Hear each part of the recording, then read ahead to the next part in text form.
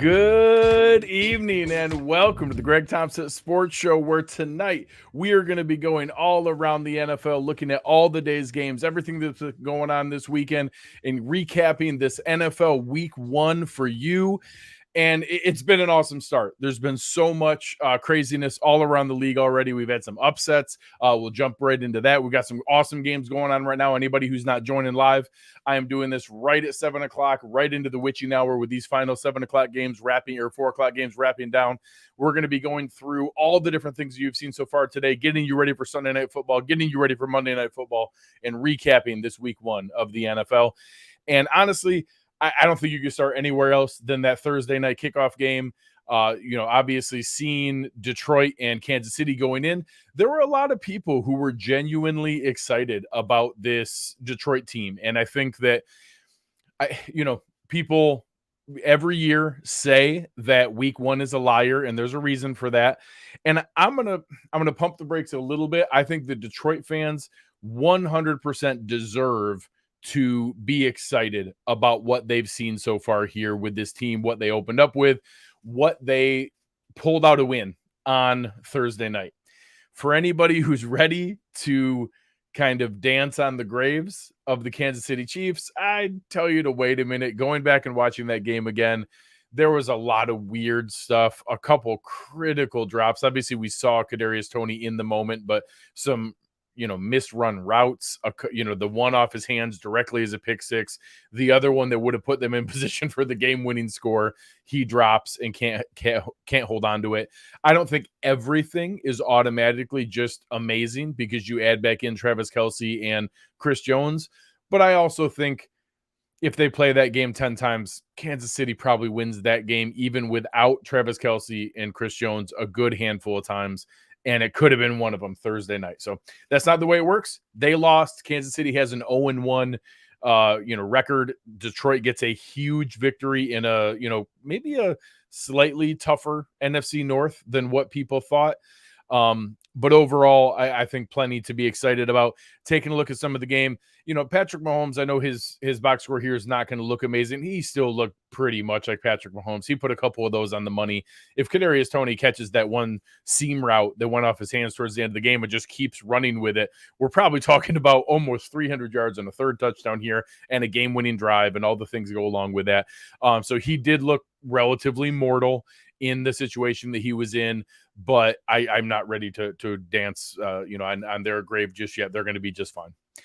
The rushing attack for Kansas City, I thought was a little weird. Clyde Edwards-Helaire started the game. He got almost as many carries as anyone else.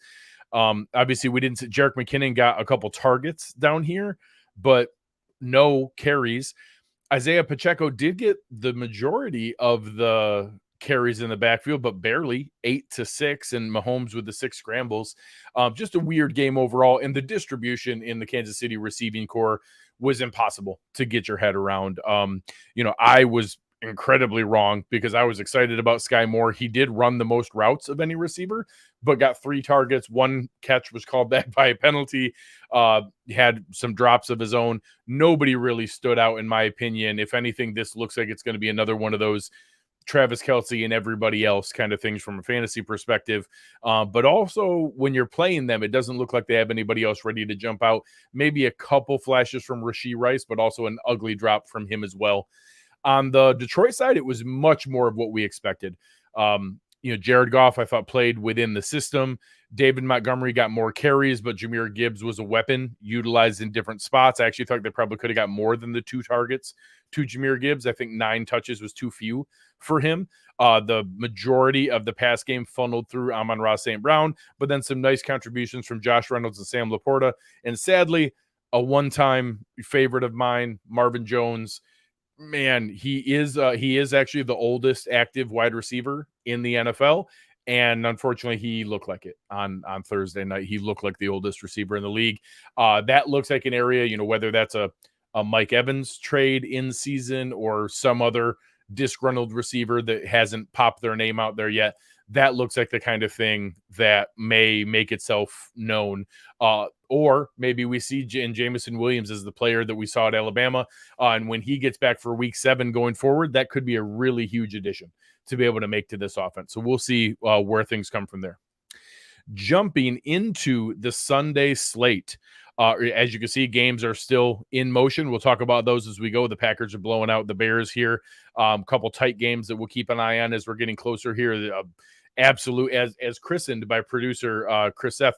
The Chargers and Dolphins boat race back and forth. Every time one scores, it just goes back and forth and back and forth. They are already at 61 combined points in that game. But let's go to some of the earlier games today. A couple predictable ones I'm not going to spend a ton of time on. Baltimore handled Houston and easily covered, controlled a rookie, but I don't know that they look great. Lamar Jackson, no touchdowns and an interception, did lead multiple scoring drives. Unfortunately, J.K. Dobbins, after fighting back from a nasty ACL injury and getting himself all the way back, tore his Achilles today. I know a lot of people were big supporters of his, a lot of Ohio State fans hoping to see that athleticism that we saw in college come out here, and just a really sad situation. So obviously, for any fantasy football players, whenever you see sad injuries like this, you have to know where the next step is. Gus Edwards, I'm guessing, was owned in most fantasy leagues, but Justice Hill looks like a name that you're going to have to look for out there. And I would look, this was a spot where Kareem Hunt did multiple workouts and was a possibility. So that's a chance there that you may see Kareem Hunt as a signing here in Baltimore after the unfortunate injury to J.K. Dobbins. One of the biggest ones, and again, double dip here, I was not only wrong on Sky Moore on my prediction of what would happen in Kansas City, I was asked specifically whether I would rather have Sky Moore or Zay Flowers. Zay Flowers was the centerpiece of the Baltimore Ravens offense, not Rashad Bateman, not Odell Beckham Jr. Let's use a little grain of salt here. This is without Mark Andrews. I do think Mark Andrews adds a different element to this offense. But Zay Flowers, 10 targets plus 2 more carries, 9 catches on those 10 targets, 11 total touches for a wide receiver in his first career game. Just a really, really incredible performance out of the rookie receiver. Shout out to him, a guy who was a Cover One favorite for many, many folks coming out of the draft, somebody that we were actually intrigued by if he made it to the Bills pick. Obviously, we're excited about Dalton Kincaid, but a player that we would have been pretty pumped about. And I thought he was going to slowly work his way in, obviously, with the signing of Odell Beckham Jr. and the assumption of Mark Andrews being healthy, and then bringing Rashad Bateman back, so not having Mark Andrews and then coming in, but Zay Flowers dominating the touches there. Really, really shocking to be able to see. Not a ton standing out on the Houston side. Our man Devin Singletary, 7 catches for 15 yards. Not shocking. Aaron stopping in to say hello. How we doing? Hopefully everybody's enjoying this. It's their second screen as they're watching these 4:00 games finish here in the afternoon. Our man Devin Singletary, I don't think anybody was going to do great against this Baltimore front with the Houston rebuilding team. Dameon Pierce didn't get a lot going. Devin Singletary didn't get a lot going. Maybe some junk yardage here. You got 6 catches for Robert Woods and Nico Collins, little touch from Tank Dell, but nothing to get too excited about. Similarly, a couple other ones, some ugly games that I'm not going to spend a ton of time on. The Arizona and Washington, these are 2 bad teams. I was right on how bad Arizona is. Arizona's horrible. They scored 0 offensive touchdowns. Washington is worse than I thought and let them hang around. So Arizona fell on a free ball in the end zone. They never moved the ball to any extent. If you look here, I think they had 13 first downs of their own, just a kind of pitiful 210 total yards, 3.6 yards per play. Did not put together any of their own scoring drives from a touchdown standpoint. But Washington let them hang around, gave them a free touchdown, didn't end up covering here. And I thought Washington was going to be a little bit stronger than that. So shout out to them for getting the win, but definitely not the performance they were looking for here. Pretty ho-hum. Sam Howell looked fine. The fact that he only looked fine against this Arizona defense, which I think is going to be the worst in the league, is probably a little warning sign. So we'll see where that goes for them. Brian Robinson was the centerpiece of their rushing attack. Antonio Gibson only had 3. Chris Rodriguez 3 to Robinson's 19. That was a huge difference. And then, didn't get a lot going. Terry McLaurin only 2 catches on 4 targets. Jahan Dotson only 5 catches on 7 for 40 yards. So a lot of smaller stuff here. Nothing getting going for the Arizona offense. James Conner did have 5 catches for 8 yards. Good job by him. 14 carries for 62 yards. Just the ultimate mop-up duty running back out there just cashing a check. So God bless James Conner continuing to be able to, put up some garbage stats in a terrible, terrible offense. One of the early games that really stood out to me was this Pittsburgh-San Francisco game.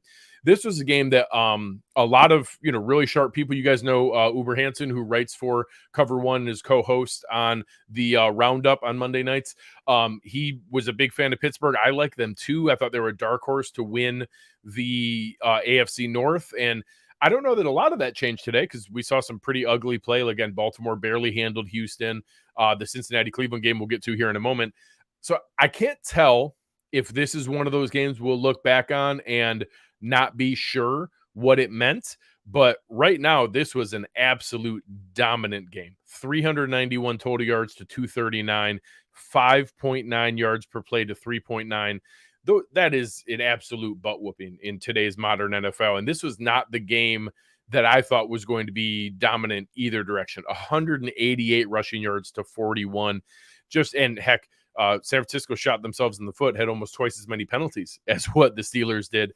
So just a game that I didn't expect to look the way that it did. Brock Purdy, super efficient out there, not taking big shots, but letting his guys make plays for him. Christian McCaffrey, 22 carries for 152 yards, caught a couple more. Brandon Ayuk looked ridiculous. 2 early touchdowns. I think he had both of those in the first half of that game. So just, San Francisco looked fantastic. I didn't expect a lot out of the rushing game because San Francisco's defense is consistently really, really strong each year. So I didn't expect Najee Harris to have a game there, but I did expect them to move the ball a little bit better from a passing standpoint. So, you see George Pickens 5 for 36. That's not a guy you expect to have 7 yards per catch. Allen Robinson with a little rejuvenant 5 for 64. And Deontay Johnson, I know he had to leave the game at one point, and that was something that I thought he was going to have a chance to be kind of a chain mover for them to convert in some of those areas. So, Kenny Pickett ends up throwing 46 times for 31 completions. That's not a recipe for Pittsburgh in any game. They're going to want a lot more than 10 offensive carries versus 46 passes. That is just a recipe for disaster for that Pittsburgh team. But we'll see. I'm not sure if this is, hey, San Francisco really is as good as we thought and even better. If this is Pittsburgh, maybe we need to kind of take a beat to figure out where that's going to go, but it's something where, we need to be cautious of it. I do want to give a quick shout out watching this game. The one bright spot, TJ Watt, 3 sacks, including a strip sack fumble that he caused and recovered himself. So just a fantastic game by TJ Watt and a guy who looks to be back on his defensive player of the year pace for where that is. Speaking of defensive player of the year, and a shot that many people were calling here around where I live. Obviously, a lot of my neighbors, my wife, lots of other people incredibly excited about the game today between the Cleveland Browns and the Cincinnati Bengals. I did pick Cleveland to win. I even did an alternate line bet where I gave Cleveland the -2.5 to get positive juice because I thought they might pull out a close game. I didn't expect this. So 24-3 and a game where the Cincinnati Bengals offense just looked hapless. I want to say, some of the different stats here were unbelievable, to not have any turnovers, no turnovers. So they weren't, doing anything to be completely ridiculous. Only 4 penalties, all 5-yard penalties, nothing crazy there. And they could not get anything moving. 142 total yards. That's like the kind of game where, you're not sure what is even a professional team. And you're looking at, that's what I'm expecting Arizona to put up in some of these games. Is Burrow hurt worse than we thought? I think that's a fair question from this incredibly smart listener here asking these questions. It's something where I think we have to ask it. I don't want to completely dismiss this. He practiced in full. He was out there and ready to play. I don't think you can just kind of brush this away in in those kind of settings, but I think it is fair to wonder. RJ here saying, as much as I hate the Browns because of Watson, since he absolutely earned this L, that team will just not shut up no matter what. They're insufferable, and this game was total karma. I will say, not a great look by Jamar Chase after the game, saying we lost to a bunch of elves and like continuing to talk trash after the game. That's just, you just got embarrassed and put up 142 yards of total offense, 67 yards of passing in an NFL game. And I get that there was a little bit of weather and there was some rain, but good Lord, just a unbelievable game. The biggest one being T. Higgins, 8 targets for 0 catches. 0 catches and 8 targets. Jamar Chase, 5 catches for 39 yards, less than 8 yards per catch. Just a really, really weird game. Obviously, you can see here Cleveland wasn't moving the ball at an amazing pace either. So that I think the weather was a little bit of a factor, but they certainly hit the 206 rushing yards. Was a big, big difference here. Cincinnati, 20 carries for 75. Cleveland, 40 carries for 206, and a huge game from Nick Chubb, who looked fantastic all game long. A pretty even distribution. Amari Cooper did leave the game with a bit of a knee at one point, but came back in, so I think that he's okay. I was maybe expecting a little more involvement from David Njoku. I'm not ready in the same way. I'm not ready to view this game because of the weather. I'm not ready to dance on the grave of Cincinnati. I don't think that they're done by any chance. They're going to be a very talented team, but they certainly laid a pretty big egg here in their season opener, especially to a team that they could not afford to give any further excitement and potential to be able to go here. So a game that I wasn't expecting to turn out the way that it did. Before we move into some of the rest of our games, I want to show a quick video that Aaron and I did with some of the other folks here, and some of the exciting things that you can look for as being a part of Cover One, and to be able to look for our one pass opportunities to what you can sign up for, what things you can add in, and what you can do to support us further. Many people ask us the best way to support us here at Cover One, and that is to sign up to become a Cover One Pass member. That contribution helps give us the access to all the data and information we use to create the content that you love. And I think most importantly, brings you into our community of insiders. It's a great community based on Slack. I know a lot of people don't want to be on social media anymore or be in on those conversations. We bring all of it to you right in our great community of educated fans. And most importantly, you get access to our content creators. Even better than that, everybody loves merch. You get awesome t-shirts, a cool decal, and a letter from the Cover One team signed directly to you. All for $60. That gets you the entire season, next year's free agency and draft. $60. Click the link in the description. Cover One Insider. Become one today. All right, welcome back in, guys. So as we're taking a look at some of these other games and everything that was going on, it's funny as we see some of the things coming from year to year. Earlier here, Bo was asking about why did so many early unders hit. I do think that sometimes early in the season, defense has a little bit of advantage over offense, because especially if you have changes, there's a little more intricacy to offense. Now, sometimes they come out and just points are being poured on and you have a ton going no matter what. So that's the only thing I can associate that to, is how much turnover and how many changes we see from team to team, and they're not ready to kind of hit on full cylinders yet. But it'll be interesting to watch here. We've seen a lot of points in some of the most recent seasons, and that could be a big way to be excited about some of the different games and changes of things that we have going on here. So one of the things that we saw last year was maybe some of the most one score luck we've ever seen in the NFL was with the Minnesota Vikings. And just every single game, obviously Bills fans listening now remember our ridiculous game with them last year. And again, we see that year over year, and it goes in two directions, because I'm going to switch to another game after this, our first 4:00 game recap. And the first one we saw is now Minnesota falling to Tampa Bay, pretty healthy favorite, expected to be able to kind of handle a game like this. I don't think Tampa Bay did anything exciting. You see 33 carries for 73 yards on the offensive side.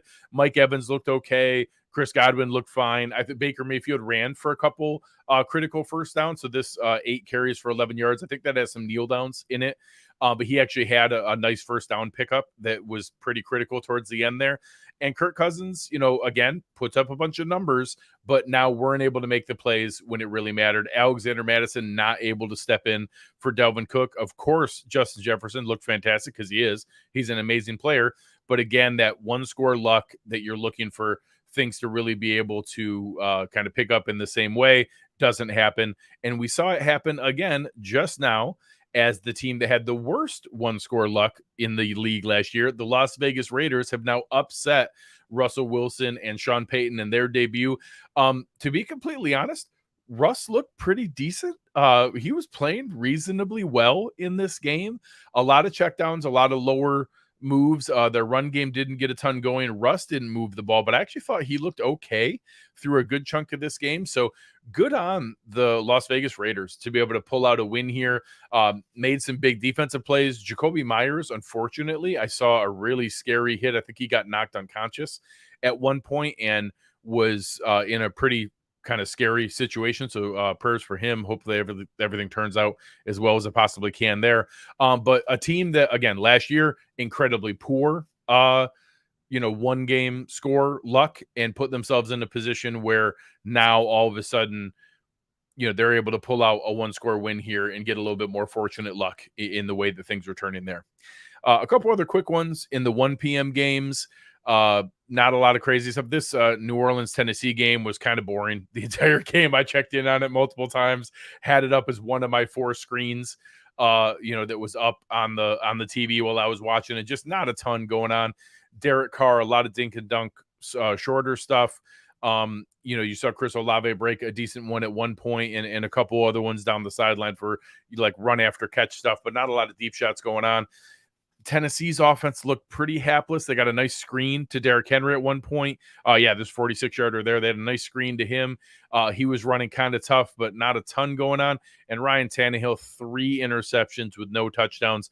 Probably starting the clock here on how quickly until we see either Malik Willis or Will Levis. I think that's something that could happen sooner than later as we get going into this season here. So it's going to be interesting to be able to see how that comes together. DeAndre Hopkins, 7 catches for 65 yards, but on a losing game, pretty much exactly what we predicted. Jamal Williams ran hard for them today. Michael Thomas did actually look pretty good for as much crap as he got for everyone. So it looks like this passing offense is going to move the ball, but just could not punch it into the end zone. Not a super exciting game. One of the last 1 p.m. games here was the Atlanta-Carolina game. Again, similar, not some amazing, exciting game overall, but Bijan Robinson looked good, and this Atlanta rushing game together looked amazing. 26 carries for 130 yards. You saw both Tyler Algier punch it in twice. Bijan Robinson had a receiving score, so he ended up with 16 total touches and getting that all together. But those two running backs together, I think, had 34 touches between the two of them. Tyler Algier had 15 carries and 3 receptions. Bijan Robinson, 10 carries and 6 receptions. They were the entire offense moving their way down the field. And with this offensive line and what they have going there, that's going to work against Carolina. I'm a little bit curious when they play a tougher opponent. 15 for 18 for 115 worked in this game when they didn't need to do a lot more. And you had Bryce Young being able to be in that position, but the spot to be able to be in for Atlanta, really is going to be interesting to see going forward. Carolina obviously doesn't look ready to do much beyond there. Miles Sanders looked fine. They were moving the ball around to some different guys on offense, but nobody really stood out. Hayden Hurst scored their 1 touchdown. Nobody had more than 41 yards receiving, and they look pretty hapless on offense. So we'll see where that one goes, but I'm expecting some tougher tests for Atlanta, but certainly look good in their opening for the game today. I think that wraps. The last one for the 1 o'clock games was a fun one. Indianapolis and Jacksonville. This is a game that I honestly thought Jacksonville was going to pull away and win very comfortably.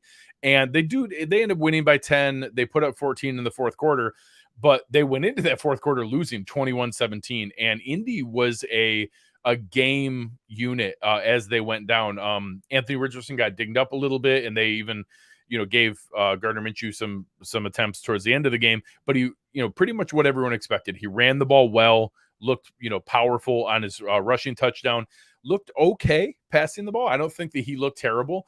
He was able to elude some pressure. Didn't look amazing or super efficient, but was doing a nice job and was able to move the ball kind of better than what many people expected coming into this game. So good on him. As far as the Jaguars go, Travis Etienne looked good. Tank Bigsby ran hard on his one goal line touchdown. Trevor Lawrence looked fantastic. And good Lord, Calvin Ridley. I know my co-host on the Cover One Buffalo show, Aaron Quinn, was kind of furious that the Bills didn't take a shot at the trade last year that the Jaguars did to be able to kind of stash Calvin Ridley. He looked worth every single bit of that. I think it's going to end up being a second and a fifth between the two picks that were traded.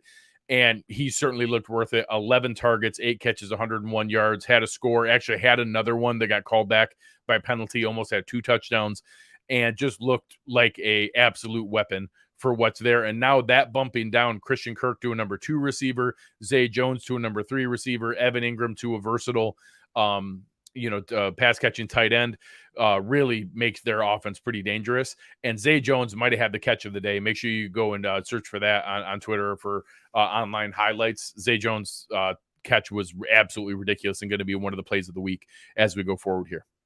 So now the fun of being able to be in this situation with our show, we are now coming up on the final drives for many of these games. We just saw the ending. I talked about the ending for Las Vegas beating Denver. We now have a bit of a blowout with the Packers and the Bears, but everybody here is probably watching the 2 games coming down to the end. The Patriots just went for it on 4th down against the Eagles. They did keep this a little closer than I expected. It was it's right now 25-20 with 2 minutes and 9 seconds left. Philly jumped out to a huge lead, had a 16-0 lead early on, and then let New England kind of get back into this game and make it a bit more of a close game than it should be. And then many others may be watching Los Angeles playing with Miami, who have just had, as I mentioned, producer Chris Seff talking about it earlier, just an absolute boat race back and forth. Right now, Miami is down in the red zone. They are at 3rd and goal down 34-30, where a touchdown is all that really matters in that game. So they are looking to be able to punch it into the end zone here. They have just traded shots all day. Both teams' offenses have looked pretty good. I mean, Tua, 457 yards and 2 touchdowns. Justin Herbert, 201 and a touchdown. But Los Angeles has ran the ball for 234 yards and 3 touchdowns. So that vaunted Vic Fangio defense not quite living up to the name just yet. But we'll watch as these games come. Tua throws a fade. Oh, Tyreek Hill with a ridiculous touchdown catch. So Miami retakes the lead. They are now going to have a chance to, I would assume, kick the extra point to go up 37-34 and give the ball back to Los Angeles with 1:45 left with 2 timeouts. So we'll see where that game goes. Let's talk about this one here quickly before we wrap up these final games. So again, Green Bay just absolutely shellacked the Bears. Came out, took control of this game early, just continued to kind of pull away as the game went. Justin Fields running around, for his life a couple times here, trying to be able to get control of what was going on here. But they really weren't able to get all that much going. Roshan Johnson punched in a touchdown. I saw the one touchdown to Darnell Mooney late. That was in garbage time. Ultimately, Green Bay looked fantastic. Aaron Jones really doing a ton of work. But again, Jordan Love, just like in the preseason, looked pretty efficient. We're able to take some shots downfield. 15-27. Nobody's going to write home about that. That's not some amazing game. But at no point was he ever really pressured or moved. 1 sack for 8 yards, was in a really good spot to be able to take care of what he needed. And if I look right, I think Miami, Jason Sanders just missed the extra point. So now Miami is up 36-34, up 2 points with 1:45 to go. Los Angeles having 2 timeouts, and now all they need is a field goal to win. So very, very interesting here. Again, some of the young guys, Christian Watson was out for the Packers, and there was some kind of apprehension Romeo Doubs wouldn't play. He does play, scores 2 touchdowns. Jaden Reed, a rookie out of Michigan State that a lot of people like, 2 catches for 48 yards. Rookie tight end Luke Musgrave, 3 for 50. And Aaron Jones broke a nice screen play for 51 yards. That was probably, 45 of those yards were him running after the catch. Looked really, really good there. And he looked a little bit better than A.J. Dillon from a rushing standpoint. So good on Aaron Jones and that Green Bay Packers squad. This one looks to be wrapping up here. I think got a 4th and 2. So Philly with a high likelihood of winning, but have not actually put it away just yet. And we now have the Chargers in position to have a final drive here to see what they can put together for this game. So we'll see what those two games can do. Let me see if I can pull them up on my as I'm kind of using my remote here and talking. I will say I really enjoyed the combinations that were provided by YouTube TV today in the way that they set up their new structure for NFL Sunday Ticket. There was tons of options. You could do 4 screens at once, one of them with Red Zone, and keep the volume on that. You could do a lot of different things. Really, really cool the way that they had it set up, and I think that they're off to a fantastic start from a season standpoint. So it looks like Philly went for it to be able to try to end the game, and now put themselves in position to now need a defensive stop. So New England down 5 with 1:57 to go. We got 2 fun games to watch the endings of here. So again, this game, I was talking earlier, New England clawed back into it, got to 16-14. Then it looked like Philly was pulling away again. But as you see, each time just could not put it in the end zone. Having to settle for field goal. Now all of a sudden you're letting this New England team hang around to get back in a game. Philly really controlled a great deal of the game to be able to get them to this point, but really put themselves into a position here to be you're having to be concerned with it now. And talk about the other game here, just ridiculous. 538 yards for the Dolphins, 433 for the Chargers. We're on pace. They're probably going to go over 1,000 total yards here. So the Chargers have the ball. They need 70. They only need 29 yards to go over 1,000 combined yards in this game. What an absolutely ridiculous game. So it's been a lot of fun. Before we let this finish here, let me jump in and do my Greg Doesn't Know. So our fantastic producer, Chris Seth puts together these quizzes for me each week to be able to see how these games are going to come together and things we have going on. Our first question: which franchise has the most week 1 wins? Okay.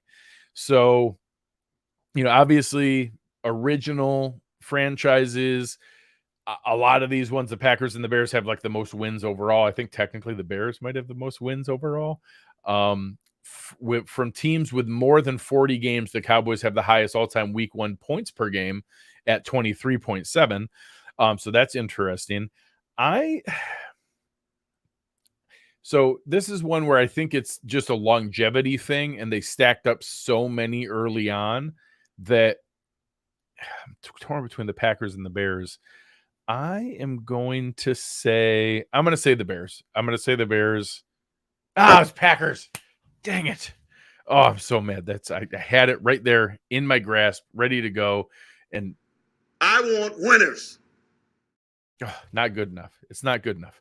All right, here we go. The next question: who has the most week 1 touchdowns in a career? Same thing. Is an awful lot of logic to say Jerry Rice because he's got the most of everything.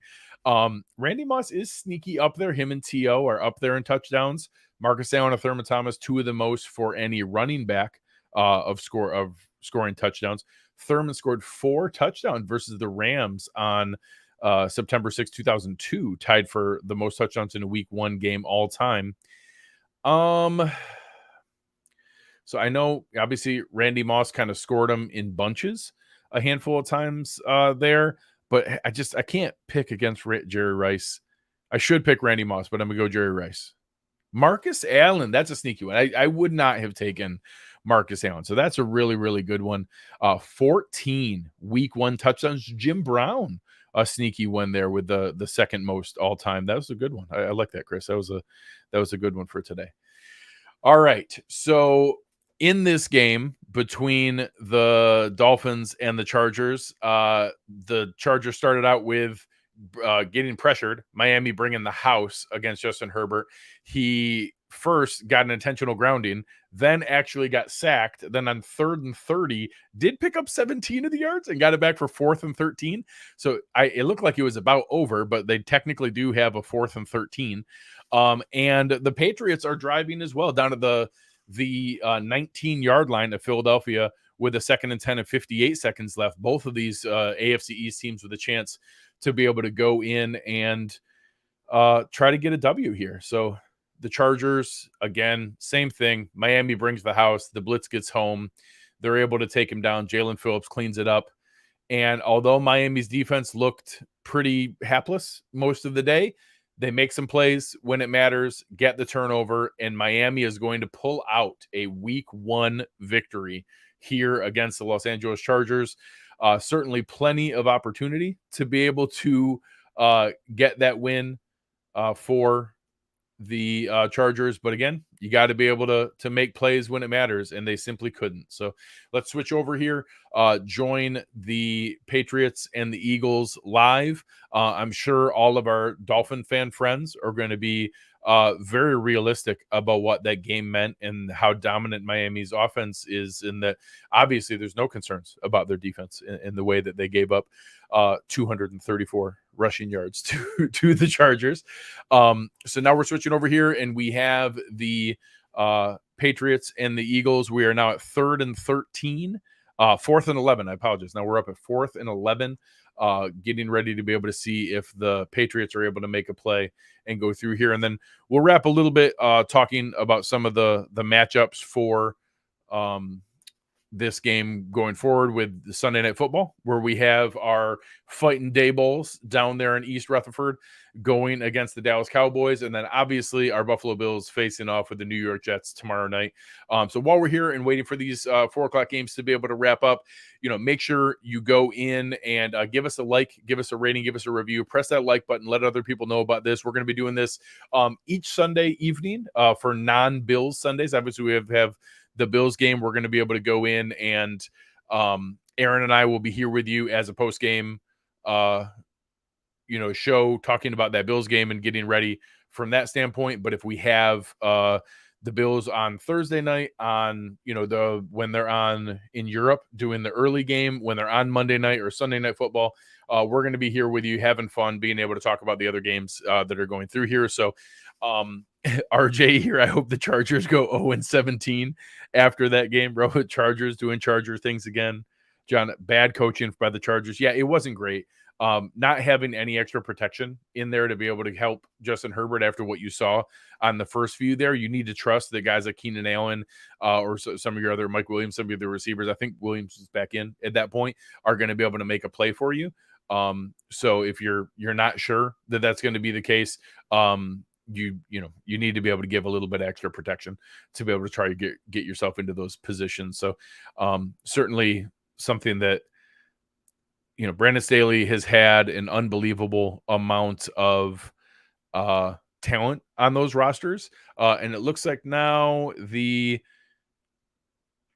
4th and 11 call was overturned and was now incomplete.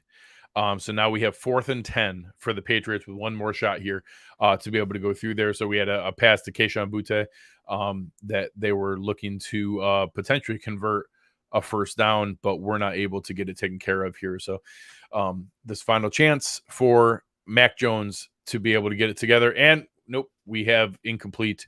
And now the Eagles are going to be coming in to kneel the ball out here.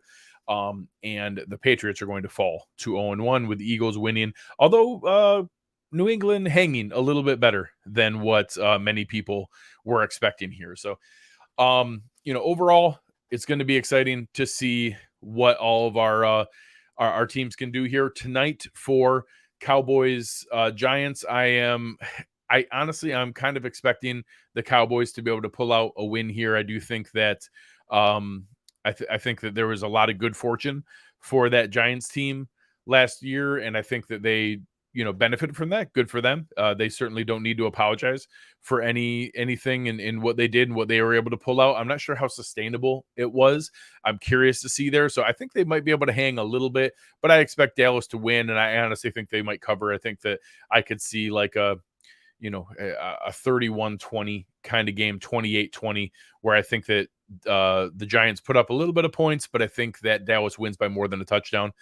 And then tomorrow night, I told you guys on Wednesday night with Aaron on our pregame show and having Connor Rogers on, this Jets defense is real. They've caused Josh Allen problems throughout the year. So I'm not expecting some offensive juggernaut performance. I'm not expecting them to go out there and boat race everybody. I think we are going to see some